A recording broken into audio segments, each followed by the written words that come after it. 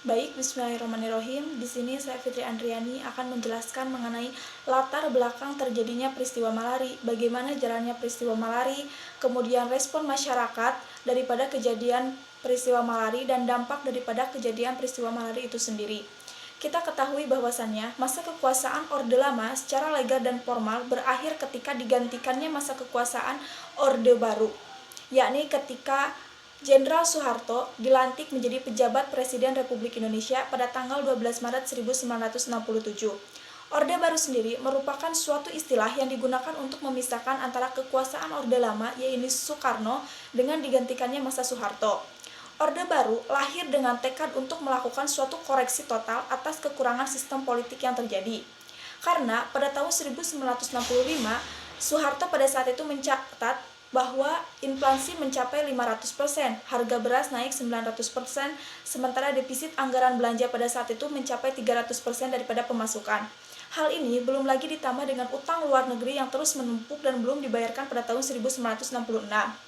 Nah, menjadi sebuah kewajaran ketika para mahasiswa menyuarakan tuntutan dan juga aspirasinya kepada pemerintah demi sebuah perubahan ke arah yang lebih baik. Nah, beberapa latar belakang daripada terjadinya peristiwa malari tahun 1974, diantaranya yaitu satu, panasnya suhu politik pada tahun 1970-an. Ketika tahun 1970-an, terjadi berbagai aksi dan juga protes yang dilakukan oleh mahasiswa.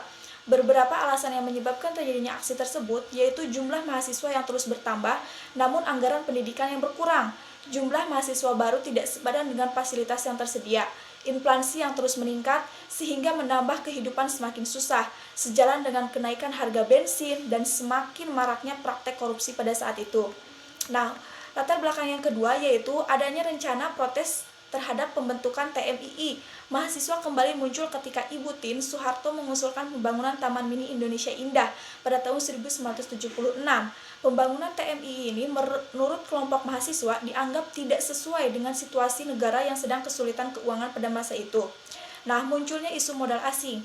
Di kalangan pengusaha sendiri terjadi rivalitas antara kelompok yang terpusat pada dua tokoh, yakni Jenderal Sumitro dan juga Jenderal Ali Murtopo.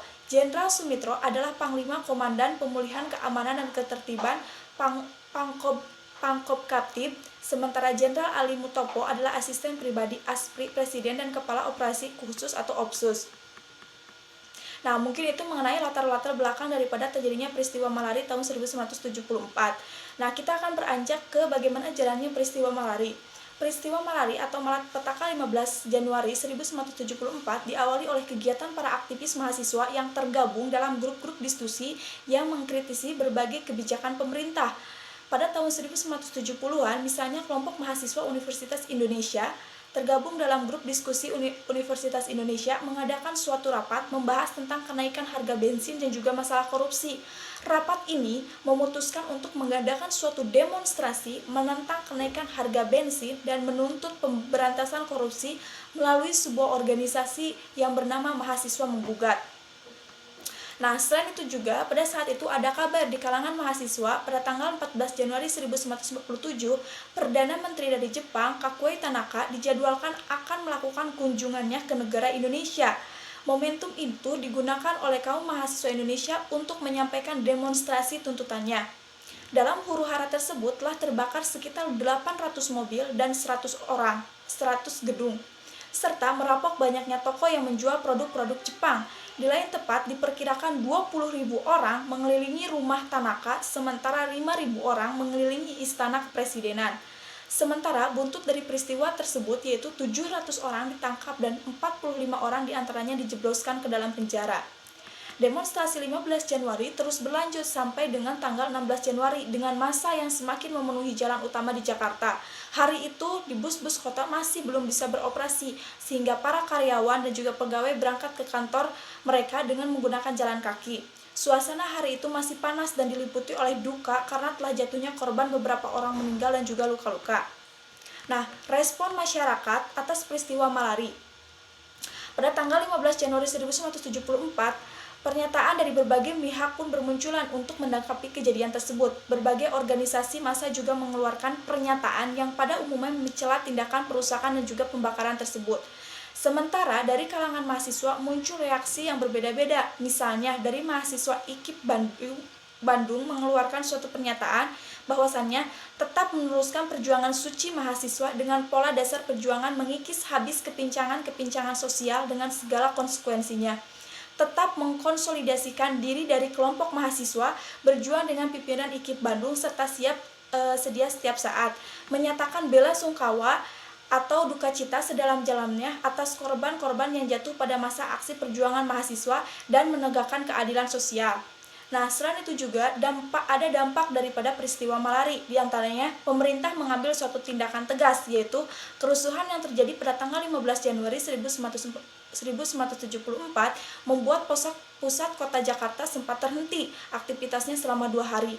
Hampir 50 mobil, kebanyakan buatan Jepang, dan 144 gedung dibakar dan dirusak. Sementara itu, korban dari manusia adalah 9 orang meninggal, 100 cedera, dan 820 orang lebih ditangkap.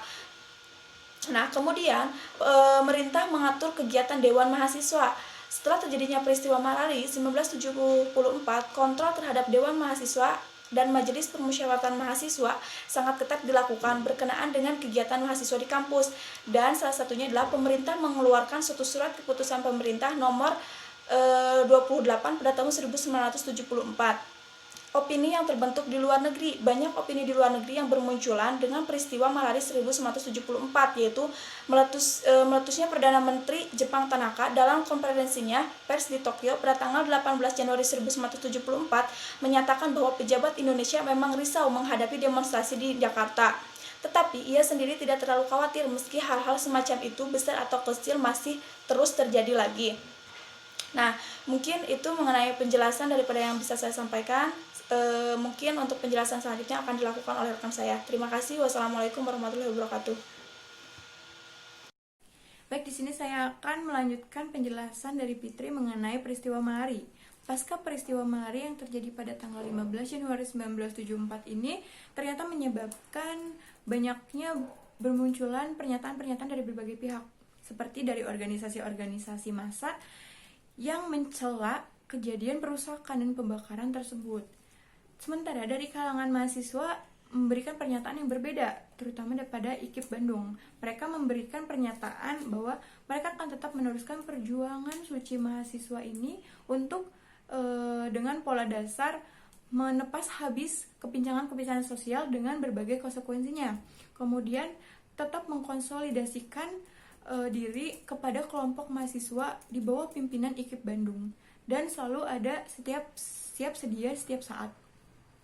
Kemudian mereka juga mengucapkan bela sungkawa atau duka cita kepada korban-korban yang jatuh pada saat aksi memperjuangkan keadilan sosial. Nah, kemudian reaksi dari media massa pun bermacam-macam. Di sini ada Harian Indonesia Raya menuliskan, diharapkan agar oknum-oknum yang tidak bertanggung jawab segera dapat diseret ke pengadilan bila pemerintah tidak menanggapi secara positif apa yang disuarakan oleh mahasiswa. Nah, kemudian di sini saya juga akan menjelaskan dampak peristiwa malari. Dampak peristiwa malari yang pertama yaitu pemerintah mengambil tindakan tegas, di mana kerusuhan yang terjadi pada tanggal 15 Januari 1974 ini menyebabkan aktivitas di kota Jakarta ini berhenti selama 2 hari. Nah, sekitar 50 mobil, kebanyakan buatan Jepang, dirusak, kemudian 144 gedung dibakar dan dirusak, dan menyebabkan korban jiwa sebesar 9 orang, kemudian sekitar 820 orang ditangkap. Kemudian di sini yang kedua itu pemerintah mengatur kegiatan Dewan Mahasiswa. Nah, setelah peristiwa malari tahun 1974 ini, kontrol terhadap Dewan Mahasiswa dan Majelis Permusyawaratan Mahasiswa ini semakin ketat, di mana dikeluarkannya SK Surat Keputusan nomor 28 tahun 1974, di mana ini membuat mahasiswa merasa tertekan dan terdesak, karena dalam peraturan ini mahasiswa ini dilarang untuk melaksanakan aksi demonstrasi, dan apabila ada yang memimpin aksi demonstrasi ini mereka akan ditangkap. Nah, kemudian yang ketiga itu opini yang terbentuk di luar negeri. Banyak opini dari luar negeri yang bermunculan setelah peristiwa Malari 1974 ini. Nah, seperti pada Perdana Menteri Jepang Tanaka dalam konspirasinya First di Tokyo pada tanggal 18 Januari 1978. Pernyataan bahwa para pejabat Indonesia memang risau menghadapi demonstrasi di Jakarta. Tetapi ia sendiri tidak risau karena dia juga berpikiran bahwa hal-hal tersebut akan terjadi lagi. Dan ia mengatakan bahwa ia sudah berusaha sebaik mungkin untuk mendengarkan aspirasi dan keluhan para mahasiswa Indonesia dan memperbaiki apabila ada kesalahan-kesalahan yang ada. Mungkin sekian penjelasan dari saya dan mengakhiri penjelasan dari Malari. Dilanjut kepada materi selanjutnya. Terima kasih. Assalamualaikum warahmatullahi wabarakatuh. Selamat siang teman-teman. Di sini saya akan menyambung pernyataan teman sebelumnya mengenai pemilu tahun 1971. Mungkin pembahasannya akan singkat saja mengenai poin-poin pentingnya. Jadi proses perkembangan hukum pemilu dari masa ke masa itu mengalami perkembangan yang cukup signifikan, di mana sistem dan penyelenggaraan ini selalu menjadi pusat perhatian bagi setiap warga negara untuk memantau dan mewujudkan sistem pemerintahan yang demokratis. Sejak pemerintahan Soeharto memegang kekuasaan pada tahun 1967, pemilu baru dilaksanakan pada tahun 1971. Padahal berdasarkan TAP MPRS nomor 11 tahun 1966, penyelenggaraan pemilu itu seharusnya dilaksanakan pada 5 Juli tahun 1968. Akan tetapi karena belum selesainya undang-undang pemilu dan juga perangkat-perangkat lainnya, maka pemilu baru dilaksanakan pada tahun 1971. Kemudian latar belakang dari adanya penyelenggara pemilu ini adalah adanya keharusan untuk menggantikan kedaulatan dari pemerintahan sebelumnya ke pemerintahan yang baru. Nah, setelah adanya ketetapan SI MPRS tahun 1967, penyelenggaraan pemilu ini dilaksanakan untuk memilih legitimasi kekuasaan DPR, DPRD, dan DPD. Nah, sedangkan presiden dan wakil presiden itu sudah ditetapkan oleh MPRS sebelumnya. Secara notabene pasti presiden itu Soeharto sudah memegang sebagai presiden.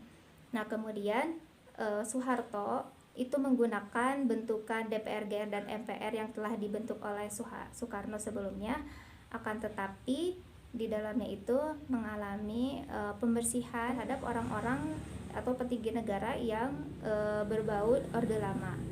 Mungkin sekian pembahasan perencanaan dan latar belakang diadakannya pemilu.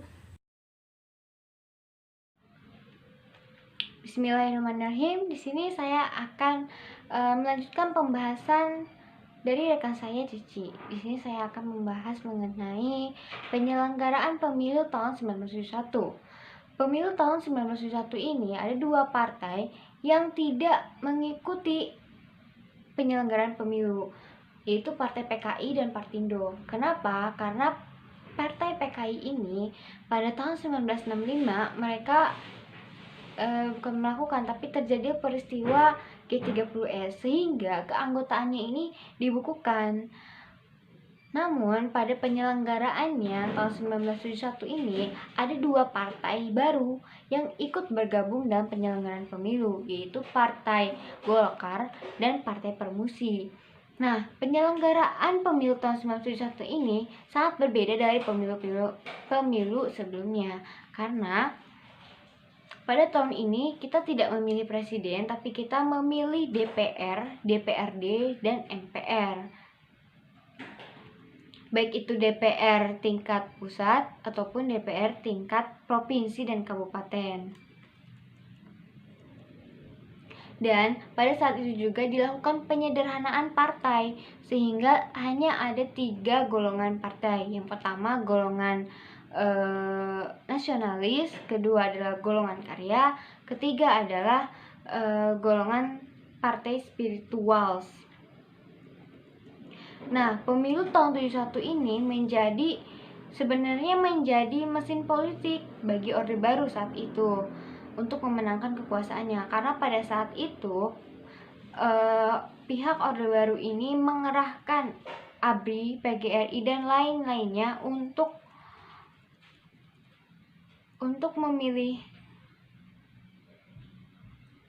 memobilisasi rakyat agar memilih Partai Golongan Karya. Sehingga pada pemilu tahun 71 eksistensinya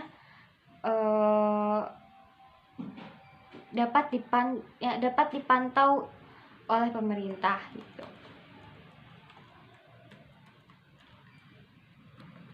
Hasil dari pemilu dan peserta partai yang ikut dalam pemilu tahun 71 itu ada Partai NU, ada Masyumi, ada Golkar, ada Partai Syarikat Islam Indonesia, kemudian ada Persatuan Tarbiyah Islam, kemudian ada Partai Nasionalis Indonesia, ada Partai Kristen, ada Partai Katolik, ada Partai Ikatan Pendukung Kemerdekaan Indonesia, ada Partai Murba, dan Golkar. Namun, dari semua partai tersebut secara garis besar perolehannya itu dimenangkan oleh Golkar. Jadi kedudukan DPR MPR pun didasarkan pada 4 partai besar pada saat itu. 4 partai besarnya itu ada Golkar, NU, Permusi, dan PNI. Karena dari persentasenya 4 partai besar itu memiliki persentase yang cukup bagus lah ya gitu. Mungkin segitu saja penjelasan dari saya, kurang lebihnya mohon maaf. Terima kasih. Bismillahirrahmanirrahim. Assalamualaikum warahmatullahi wabarakatuh. Di sini saya Alwan Hairuman Ajam akan menjelaskan mengenai peristiwa pemilu 1977 sampai 1997. Sejak merdeka, Indonesia telah menyelenggarakan 7 kali pemilihan umum. 6 dari 7 pemilihan umum tersebut diselenggarakan di bawah pemerintahan Orde Baru. Namun demikian, kita menyaksikan bahwa demokrasi Indonesia masih jauh dari apa yang diharapkan. Hal itu sangat jelas pada saat penyelenggaraan pemilu bulan Mei 1997 ketika kampanye digelar, kekerasan politik merebak di masyarakat. Sangat ironis bahwa selama kurang lebih dari 30 hari kampanye terdapat kurang lebih dari 28 kerusuhan dan menelan korban jiwa sebanyak 234 orang meninggal sebagai korban kekerasan politik. Sebelum pemilu 1997 diselenggarakan, banyak orang sudah menduga bahwa pemilu 1997 tidak akan lebih demokratis dibandingkan pemilu sebelumnya. Bahkan sebaliknya, dikhawatirkan akan semakin buruk daripada sebelumnya. Hal itu disebabkan karena demokrasi Indonesia masih diselenggarakan secara semu. Meninjam istilah Marsh R. Thompson, pemerintah Indonesia mengklaim dirinya sebagai negara demokratis, namun tidak memenuhi kriteria demokratis tersebut. Selanjutnya mengenai pelaksanaan pemilu 1977 sampai 1997 dilaksanakan secara serentak pada tanggal 2 Mei 1977 untuk memilih anggota Dewan Perwakilan Rakyat Daerah baik DPRD tingkat 1 provinsi maupun DPRD tingkat 2 kabupaten atau kota madya. Pemilihan umum ini diikuti oleh Partai Persatuan Pembangunan P3, lalu Golkar, Golongan Karya, dan Partai Demokrasi Indonesia atau PDI. Pemenang mayoritas dari hasil pemilihan umum ini adalah dari Partai Golkar atau Partai Golongan Karya tersebut. Selanjutnya, pemilihan umum Dewan Perwakilan Rakyat dan Dewan Perwakilan Rakyat Daerah pada tahun 1997 diselenggarakan pada 29 Mei 1997 untuk memilih anggota Dewan Perwakilan Rakyat atau DPRD serta anggota Dewan Perwakilan Rakyat Daerah baik DPRD tingkat 1 provinsi maupun DPRD tingkat 2 kabupaten atau kota madya. Pemilu 1997 ini diselenggarakan di bawah berlakunya sistem partai hegemonik selama pemerintahan Orde Baru.